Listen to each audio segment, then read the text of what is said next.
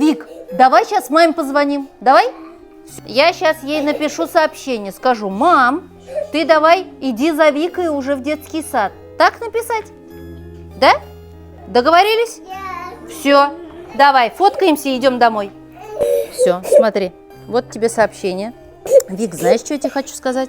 Вот у меня там сидит Павлик. Ты Павлика видела? Так вон синенький Павлик. Этот Павлик сегодня ночью нашел целый мешок конфет. Он тебе рассказал уже? Нет? Не рассказывал? И мне кажется, он этот мешок конфет тут где-то спрятал. Давай найдем. Давай.